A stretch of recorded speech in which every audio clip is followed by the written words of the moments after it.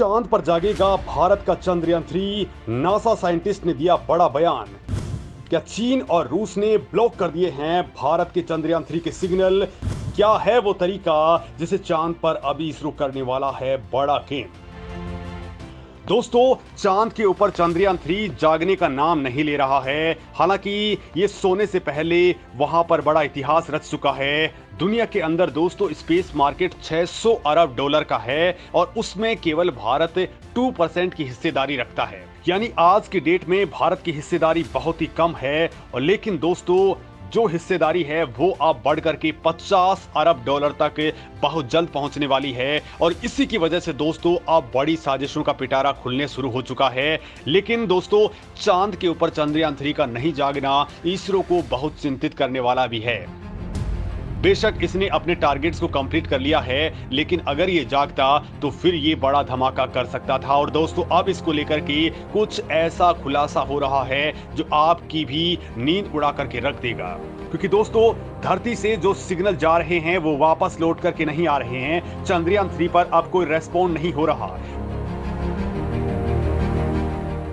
वो भी तब जबकि चांद के ऊपर सूरज उग चुका है और एक सप्ताह हो चुका है। और अब दोस्तों इसको लेकर के चीन की साजिशों की ओर भी इशारा किया जा रहा है कि वो भारत के चंद्रयान-3 के सिग्नल्स के साथ छेड़छाड़ करके उसे हमेशा के लिए ब्लॉक कर सकता है। हालांकि इसरो ने इसको लेकर के खुलकर के कुछ भी नहीं कहा है, लेकिन इसको लेकर के दोस्तों अंदर खाने जो खबर सामने आ रही हैं वो काफी हैरान करने वाली हैं। दोस्तों ये तमाम बातें मैं आपको बताने वाला हूं कि आखिर ये सारा का सारा खेल क्या हो सकता है। लेकिन उससे पहले आप जान लीजिए कि इसरो इस वक्त क्या कर रहा है। तो दोस्तों इसरो के साथ ही यूरोपीय स्पेस एजेंसी का फ्रेंच गुयाना का कोरो स्पेस सेंटर इन्हें सिग्नल भेजने का लगातार काम कर रहा है और वहां पर लगातार कोशिशें हो रही हैं अब तक, लेकिन ये जाग नहीं पाया है। माना जा रहा है कि शायद ये फिर ना उठे, लेकिन दोस्तों पहले भी ऐसा हुआ है। जिन स्पेस क्राफ्ट्स को पूरी तरह से खत्म माना गया वो फिर से चलने लग गए थे। दोस्तों चंद्रयान-3 भी वैसे ही काम कर सकता है। लिहाजा दोस्तों उसको लेकर के पहले एक बड़ी घटना को जानना बेहद जरूरी है,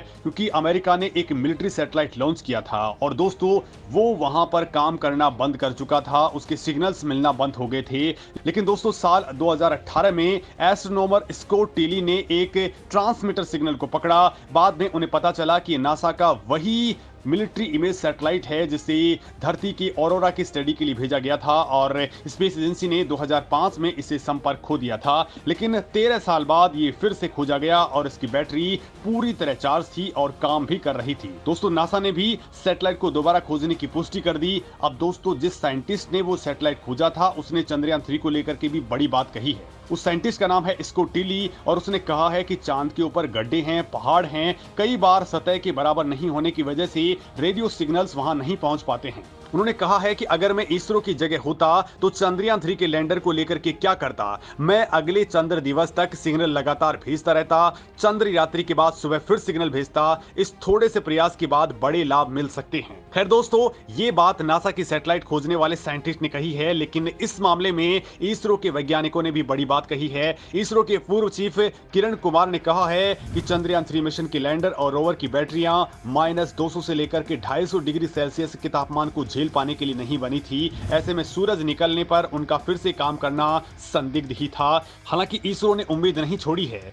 22 सितंबर से लगातार चांद पर सिग्नल भेजे जा रहे हैं और साइंटिस्ट पूरे 14 दिनों तक इंतजार करेंगे जब तक चांद पर अगली रात शुरू नहीं हो जाती है। तो वहीं दोस्तों इसरो के पूर्व साइंटिस्ट तपन मिश्रा ने इस मामले में कहा है कि मैं उम्मीदों के खिलाफ सोचूं तो वो नहीं उठेंगे, लेकिन अगर वो जागे तो ये एक बड़ा चमत्कार होगा। साइंटिस्ट वैसे कोई चमत्कार में यकीन नहीं करते, फिर भी सभी इंजीनियरिंग वाले काम जरूर करते हैं। कभी कभी फेल भी होते हैं और ज्यादातर सफल होते हैं।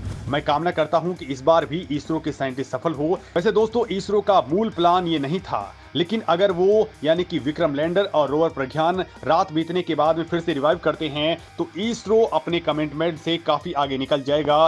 विक्रम लैंडर और प्रज्ञान रोवर को मुख्य रूप से केवल 14 दिनों के लिए डिजाइन किया गया था। अगर वो चांद पर एक रात के बाद जागते हैं तो कई रातें और काट लेंगे और हो सकता है कि वो 6 महीने से ज्यादा तक भी काम करते रहें। वैसे दोस्तों चंद्रयान-3 का फिर से जागना कोई नया काम भी नहीं होगा, क्योंकि चीन के साथ ऐसा हो चुका है। चीन का लूनर लैंडर चांगे 4 और रोवर U2 साल 2019 में चांद पर रात बीतने के बाद भी सरवाइव कर गए थे। उन्होंने अगली सुबह काम करना जारी रखा था और ये 4 साल से अब भी लगातार काम कर रहे हैं। हो सकता है कि आपके मन में सवाल उठ रहा होगा कि ऐसा कैसे हो सकता है, वो ठंड कैसे झेल पा रहे हैं। तो दोस्तों, चीन के रोवर में वैसे तो सोलर बैटरीज लगी हैं, लेकिन चीन ने प्लूटोनियम 238 का इस्तेमाल भी किया है। चीन ने दोस्तों ऐसा सिस्टम बनाया है कि रात होने के बाद ही सिस्टम को अंदर से हीट मिलती रहे। वहीं दोस्तों, रूस ने जो यान भेजा है उसके अंदर भी परमाणु बैटरीज लगी थी।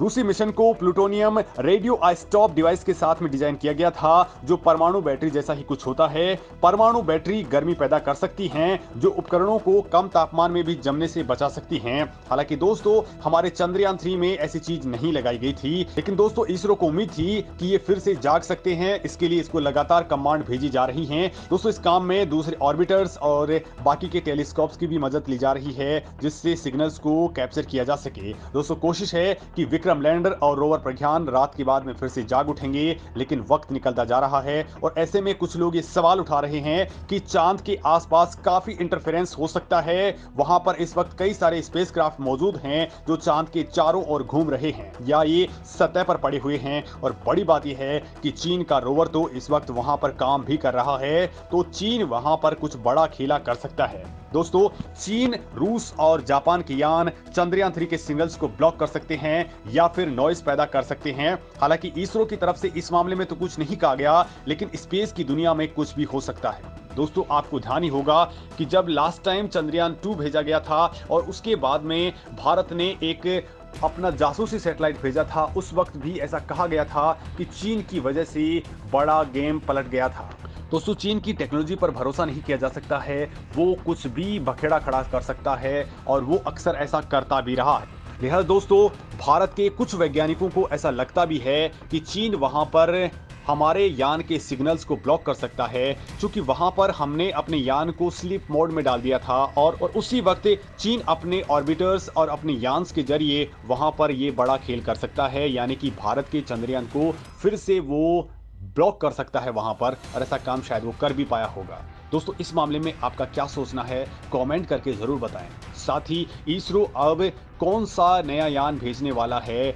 वैसे दोस्तों, भारत ने चंद्रयान 3 के बाद में अपना सूर्ययान यानी आदित्य L1 अपना भेज दिया है। इसके बाद इसरो चीफ ने कहा है कि अब भारत शुक्र ग्रह के ऊपर अपना यान भेजने वाला है। शुक्र ग्रह के लिए शुक्रयान जाने वाला है और इसको लेकर के इनके पेलोड्स रेडी हो चुके हैं। अब इनको केवल असेंबल करना है और बहुत जल्द भारत अब शुक्र ग्रह की स्टडी के लिए अपना यान भेज देगा। इसके साथ ही भारत का गगनयान मिशन भी अब अपने अबॉर्ट टेस्ट के लिए एक बार फिर से रेडी है, जिसका अबॉर्ट टेस्ट बहुत जल्द इसरो करने वाला है। और इसके बाद में एक मानव रहित यान है वो स्पेस में भेजा जाएगा, ताकि भारत अपने यात्रियों को भेजने से पहले पूरी की पूरी टेस्टिंग कर सके।